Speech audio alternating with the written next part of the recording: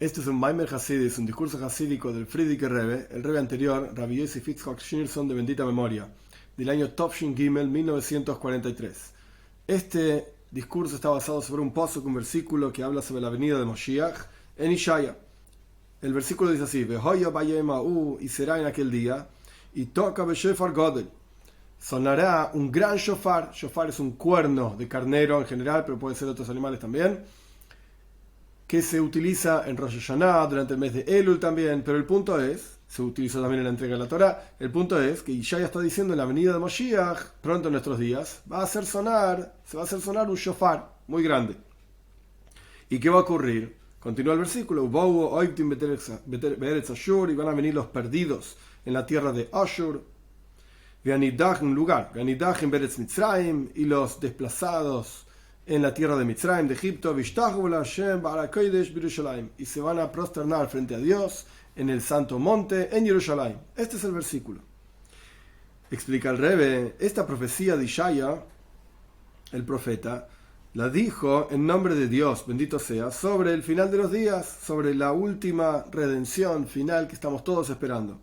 Como está escrito en el versículo anterior: Ve'atem teluktu, ustedes van a ser recogidos, dice Ishaya, al pueblo de Israel, de los exilios, así explican los comentaristas. ¿De dónde van a ser recogidos del exilio? Le'echod bnei Israel, uno a uno, pueblo de Israel. En el momento del exilio, el pueblo de Israel está esparcido en todos los extremos de la tierra, como está escrito en otro profeta, en Zeharia, porque así como hay 4 direcciones en el mundo, por así decir, las 4 direcciones del cielo, los esparcí a ustedes, dice Dios. Entonces vamos a ser recogidos uno a uno con la venida de Moshiach y va a sonar un gran shofar. Este es el contexto de los versículos. Cuando llegue la redención, los judíos que se encuentran en los extremos diferentes del mundo, perdidos allá, esparcidos allá, apartados allá, etc., y también aquellos que se encuentran en las pequeñas islas o pequeños poblados muy lejanos, y también en aquellos lugares donde se encuentran algún que otro judío solo, solitario, van a ser reunidos también para estar junto con todo el resto del pueblo de Israel. A pesar de que aquellos judíos son pocos, y en particular aquellos solitarios que se encuentran en los extremos más lejanos de la tierra y en las islas del mar, etc., esos Yehudim van a estar muy megushamim, geshem significa material, muy materializados, muy hundidos en los asuntos del mundo, terrenalizados, como si existiese la palabra, lo que sea, y están muy lejanos del judaísmo en general, y no van a querer salir de sus casas buenas y ordenadas para juntarse junto con Mashiach, nuestro justo Mashiach, e ir a la tierra de Israel. Ellos no van a querer escuchar sobre la redención dichosa del exilio a través de Mashiach Tzidkeinu. Nuestro justo Mashiach no van a tener ningún interés. Estamos muy bien en donde estamos. Porque efectivamente, cuando se acerque la redención, una porción del pueblo de Israel se va a materializar, por así decir, mucho. Van a estar muy metidos y hundidos en los asuntos terrenales, y se van a asimilar entre los habitantes de las tierras en donde se encuentren, por diferentes razones, como por ejemplo malas compañías o malas costumbres, hasta que en momentos determinados se olvidan o no quieren saber que son judíos.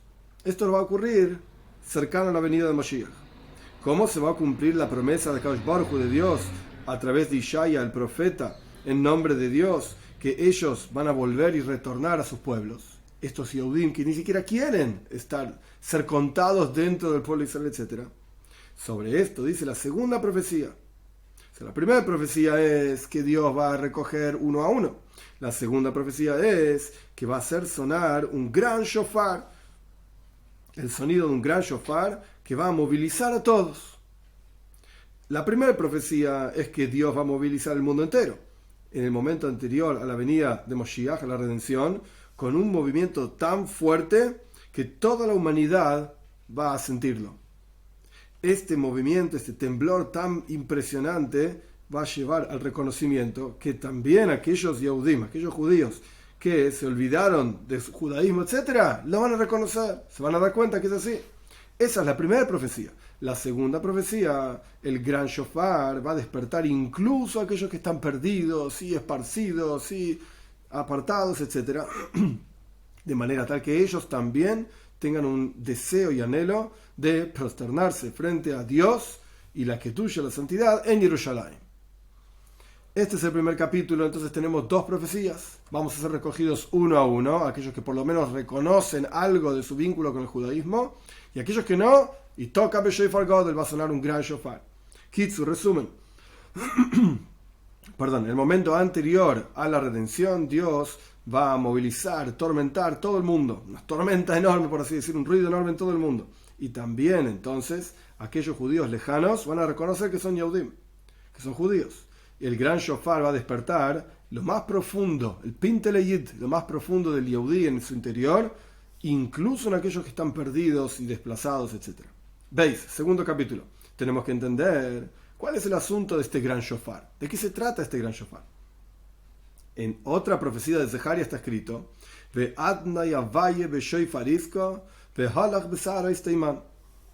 el Señor Dios en un shofar va a tocar e irá en las tormentas del Teimán. Teimán es el Yemen, el país que se llama Yemen. Este versículo también es una profecía a través de Zeharia, el profeta, sobre los finales de los días, el final de este exilio último que estamos viviendo. ¿Cuál es el asunto entonces del gran shofar? Zeharia dice que va a sonar un shofar. Stam se dice en hebreo, simplemente shofar. Pero Ishaya dice que es shofar godel, un gran shofar. ¿Qué diferencia hay entre un shofar y un gran shofar? La profecía de que el Señor Dios va a hacer sonar un shofar, va a tocar el shofar, esto está hablando de un shofar de guerra, que tiene que destruir ese shofar de guerra, va a destruir las tierras que pecaron muchísimo en general, y contra el pueblo de Israel en particular, es un shofar de guerra. Y esto es lo que dice el versículo de Halach Besaras Teimán. Dios va a ir, por así decir, en las tormentas del Teimán. La voz del shofar que el Señor Dios va a hacer sonar es un shofar de guerra, que va a ir en las tormentas del Teimán y va a destruir las tierras de los pecadores. En esta profecía se mencionan dos nombres de Dios. Por un lado el nombre Señor, Adnai, mal pronunciado a propósito, mi Señor, y por el otro lado el Shema Vay. El Shema Vay es el tetragramaton, que significa las 4 letras del nombre de Dios, etc. El nombre se conoce como el nombre esencial de Dios. En esa profecía se mencionan entonces los dos nombres de Dios. El Shem Adnai es un nombre de Din, juicio y rigor, y el Shema Vay, el tetragramaton, es un nombre de Raham, misericordia y compasión. A pesar de que la destrucción y la guerra tienen que ver con rigor, con din, justicia, pero en realidad esa justicia es Rahamim, es misericordia también. Por eso el versículo, ahora vamos a explicar más, pero por eso el versículo dice: el Señor, Dios, Señor, es justicia y rigor, pero con misericordia va a hacer sonar el shofar, a pesar de que es un shofar de guerra. ¿Cómo puede ser una guerra con misericordia? ¿Qué sentido tiene el concepto de rigor con misericordia?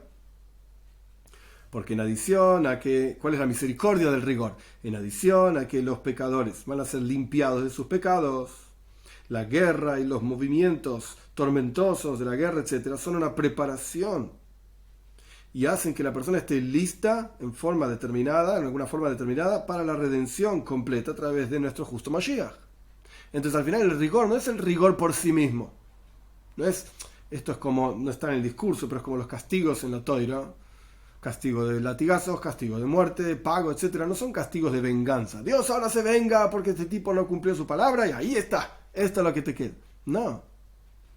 Sino que los castigos en la Toira son kapara, son limpieza, expiación, para que la persona pueda estar preparado frente a Dios como corresponde. Para entrar en el Gan Eden, en el paraíso o lo que sea que corresponda. Limpian aquello que la persona ensució a través de su pecado. Entonces ahí tenemos el rigor, que en realidad es misericordia. Entonces el primer shofar, del cual Zeharia hace referencia, está hablando del rigor de Dios en destruir a los pecadores, etc., pero no por destruir nada más. Pecaste contra el pueblo de Israel, esto es lo que te toca. No, sino para limpiar y refinar, expiar a aquellas personas que pecaron, etc. Este es el primer shofar. Y después viene el asunto del segundo shofar. ¿De qué se trata el segundo shofar? El gran shofar.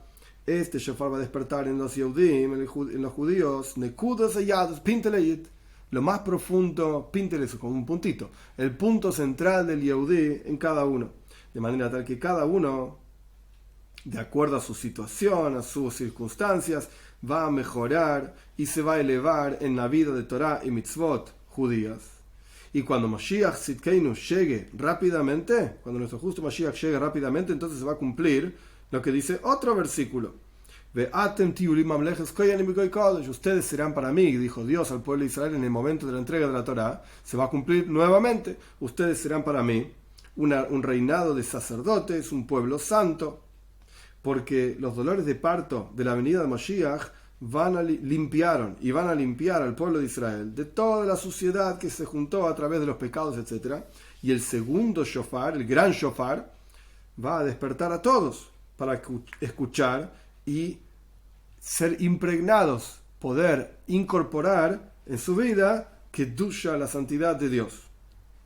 La voz del shofar y las tormentas del Teimán van a generar que incluso aquellos que están perdidos y dispersos, que se alejaron totalmente del pueblo de Israel y se asimilaron entre las naciones extrañas, también aquellos que incluso fueron alejados muy lejos y cayeron muy, muy abajo, al punto tal que se avergüenzan de ser llamados judíos. Esas personas que incluso se enojan cuando les dicen, pero vos descendés de judíos, ¿no? Y hacen todo lo posible para separarse del judaísmo y de los judíos, incluso ellos van a llegar al reconocimiento a través del gran shofar que son judíos también. Entonces tenemos dos etapas. El primer shofar lo que viene a hacer es limpiar, por así decirlo. Y el segundo shofar viene a despertar incluso a aquellos que están extremadamente alejados y asimilados. Como nosotros vemos en la práctica, que los dolores de parto de Mashiach, entre paréntesis, no hay que olvidarse que este discurso fue dicho en 1943, en plena Segunda Guerra Mundial.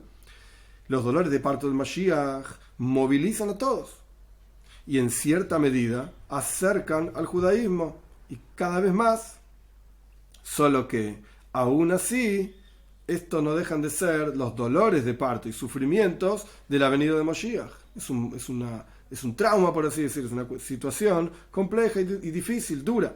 El gran shofar es el llamado de amor que Dios da, por así decir, Dios llama para que llegue a todos los Yehudim, incluso a aquellos que están extremadamente perdidos. Kitzur, resumen del segundo capítulo. El versículo dice en Zeharia, el Señor Dios en un shofar va a tocar. Esta es la voz del shofar de guerra que irá en Sara y Teimán, en las tormentas de Teimán, para destruir el mundo de los pecadores y para hacer retornar al pueblo de Israel en general los Yehudim, los judíos que se alejaron. Pero se alejaron, digamos, poco. El concepto de Adnai, el nombre Adnai es rigor, que esto representa los dolores de parto de Mashiach, y Havaye es Rahamim. El tetragramaton, el nombre de 4 letras, es misericordia, que es una preparación para la redención completa. Este sonido del shofar grande, el segundo shofar, por así decir, grande, es un llamado para hacer tshuva, para retornar hacia Dios. Es un llamado de parte de Dios con muestra de aprecio divino hacia todos los Yehudim. Gimel, tercer capítulo. Este llamado de aprecio divino para hacer tshuva, para retornar a Dios, que será posterior a los dolores de parto de Mashiach, será tan fuerte ese llamado que en adición a que va a despertar a los hijos de Israel, a los Yehudim, que estudian Toira y cumplen mitzvahs con un deseo muy profundo, mucho más que lo normal, para conectarse con Dios, para entregarse por encima de lo lógico a la observancia de mitzvahs, al estudio de Toira, y para un deseo tan fuerte de elevarse en el temor a Dios, amor a otro Yehudí, buenas cualidades en el interior. No solamente va a llegar ese llamado a los Yehudim que ya están, digamos, relativamente cerca, sino también a aquellos que están un poco lejos, sino incluso a aquellos que están totalmente alejados. Este llamado, en las palabras del discurso, va a llegar también a aquellos que cayeron muy, muy abajo y están hundidos en la suciedad de las pasiones terrenales.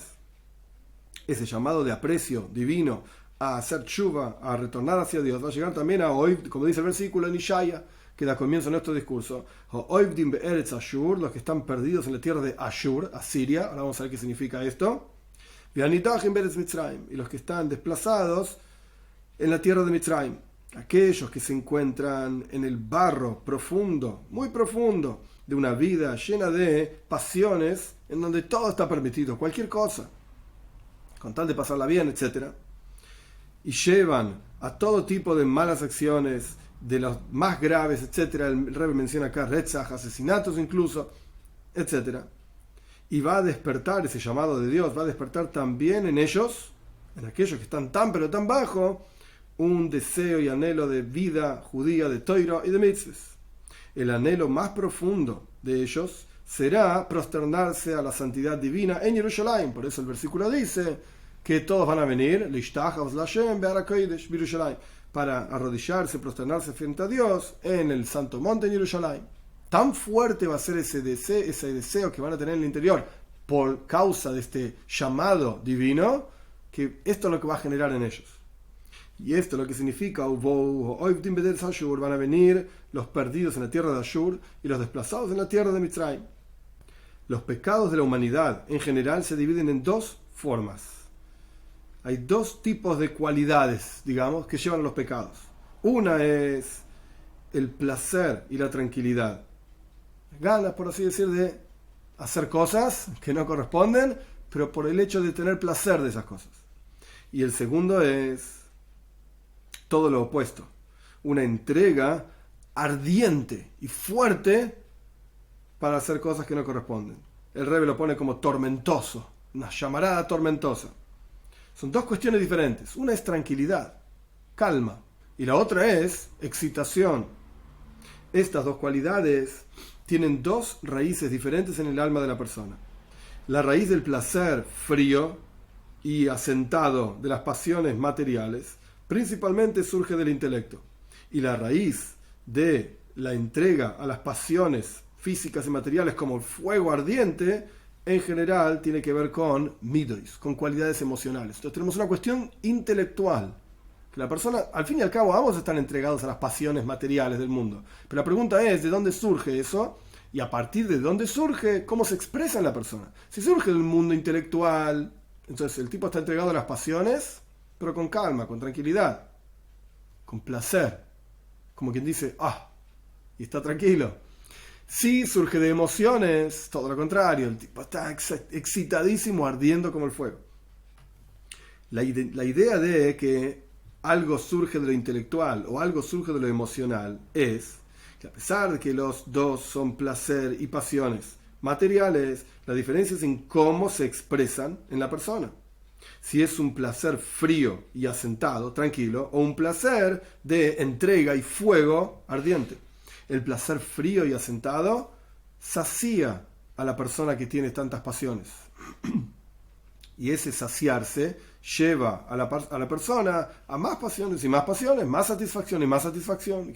Otros, como se ve en la práctica, que de hecho la sociedad moderna funciona así. Una vez que uno compró el último teléfono, a los 3-4 meses sale otro teléfono, para más satisfacción, más satisfacción. Nadie necesita las nuevas cualidades del nuevo teléfono. Probablemente con los teléfonos que tenías 4 años atrás ya tenías todo lo que necesitabas. No, pero ahora le agregaron una coma acá y un punto allá y un esto y una frutilla arriba de la torta. Pero la torta ya estaba muy bien sin la frutilla también. No, una frutilla también. Y una frutilla arriba de la frutilla también. Etcétera. Pero el punto es que esta satisfacción lleva a una pasión y a otra pasión, a la siguiente pasión y así sucesivamente. Y estos son aquellos que están perdidos de Eretz Ashur, en la tierra de Asiria. ¿Qué tiene que ver Asiria con todo esto? La palabra Ashur, nombre Asiria, surge de la palabra Oisher, con Aleph, Oineg. Oisher significa como Ashrei, como dichosos, dicha y placer. Este es el concepto de Ashur. Entonces, Oivdim be'eretz Ashur, aquellos que están perdidos en la tierra de Asiria, que representa aquellos que buscan satisfacción en el mundo. Una satisfacción tras otra satisfacción y así sucesivamente. Esta persona se entrega a las pasiones porque está perdido en la tierra de Ashur, Asiria, satisfacción y dicha. De esto vive la persona. Por el otro lado, cuando una persona está entregada a las pasiones materiales como un fuego ardiente en su interior, este fuego ardiente hace que la persona esté siempre sediento. como que tiene siempre sed de más y más y más pasiones. Al punto tal que la persona baja hasta el barro más bajo de los pecados y pecados intencionales con tal de satisfacer sus pasiones. Y este es el que está nidach, está perdido, be'eretz Mitzrayim, en la tierra de Mitzrayim. Como sabemos que Mitzrayim, Egipto, representa el barro más bajo de los pecados más bajos. De hecho, la Torá dice que Mais Eretz Mitzrayim, como las acciones y las cuestiones que hacían en la tierra de Mitzrayim, que eran abominables, estaba el hijo con la madre, con el tío, con la padre, cualquier cosa hacían en ese contexto de las relaciones prohibidas, etc. Y la Torá dice, como hacen en Mitzrayim, en Parshas Zaharai Mois, perdón, la Torá dice claramente, no hagas como hacían en la tierra de Mitzrayim, que eran pecados abominables frente a Dios. Entonces esto es lo que representa aquellos que están perdidos en la tierra de Mitzrayim, que tenían calentura, porque está el contexto de las relaciones, intimidad prohibida, etc. Esto es la idea de la calentura. Entonces aquellos que están en la tierra de Mitzrayim representan aquellos que están entregados a las pasiones materiales con un fuego ardiente en su interior. Primero entonces va a haber dolores de parto de Mashiach, de el versículo de Zecharia, ve Adna y Avay ve Sheifar Iska. El Señor Dios en el Sheifar va a tocar. ¿Para qué son estos dolores de parto de Mashiach? Para movilizar a los Yehudim en general y a los que están lejos, en particular lejos de Torah Mitzvos. Después va a haber el versículo de Ishaya y toca be Sheifar Godel, va a sonar un gran shofar, que es un llamado de aprecio y de amor divino para que las personas hagan tshuva, retornemos hacia Dios. Y esto va a despertar el Pinterayid, el punto central del judaísmo, en todos los Yehudim en general, y en aquellos que estaban perdidos y apartados, en particular, perdidos en la tierra de Ashur, Siria, intelectualmente hablando, satisfaciéndose una y otra vez con otra y otra pasión material. Y también aquellos que están nidachim desplazados en la tierra de Mitzrayim, es decir, que estaban entregados a las pasiones con fuego ardiente. También para despertar a estos dos tipos de personajes en particular se necesita un shofar godel, un gran shofar, que entre paréntesis no está en el Maimer, pero quizás podríamos decir, ¿por qué se llama shofar godel? Gedula, grandeza, es Gesed, la bondad divina. Y la idea de la bondad divina es mostrar amor. Bondad en general es mostrar amor, dar, etc. De hecho, la palabra ahava, amor en hebreo es hav, es dar. Entonces, la misma idea acá, un shofar godel. ¿Por qué el primero es un shofar común? Porque es un shofar de guerra. El segundo es un shofar godel, un gran shofar, porque esa palabra godel viene de gedula, grandeza, amor. Entonces Dios va a mostrar un impresionante amor por cada uno de nosotros, de manera tal que incluso aquellos que están Ovdim Be'eretz Ashur, perdidos en la tierra de Asiria, en las pasiones intelectualmente hablando, aquellos que están Nidachim Be'eretz Mitzrayim, desplazados en la tierra de Mitzrayim, en las pasiones con fuego ardiente, todos van a ir junto con Mashiach, nuestro justo Mashiach, rápido, literalmente, para prosternarse a Dios en el santo monte, en Jerusalén. Este es el final del tercer capítulo. Kitzur, resumen. Después de los dolores de parto terribles de Mashiach, vendrá un llamado de aprecio divino muy fuerte para que las personas hagan tshuva, retornemos hacia Dios, y eso va a influenciar a todos los Yehudim, incluso aquellos que están extremadamente lejos, que están fríos. Esta es la idea de Ashur, intelectuales. Están fríos y asentados, o están entregados con fuego ardiente a las pasiones más bajas. También ellos van a retornar a una vida de Toiro y de mitzvahs, y a todos, Mashiach, nuestro justo Mashiach, va a llevar rápido, literalmente, a la tierra de Israel, que va a estar asentada y va a estar limpiada, etcétera, preparada, literalmente, para la Geule, para la redención final, y que ocurra todas estas cuestiones rápido en nuestros días.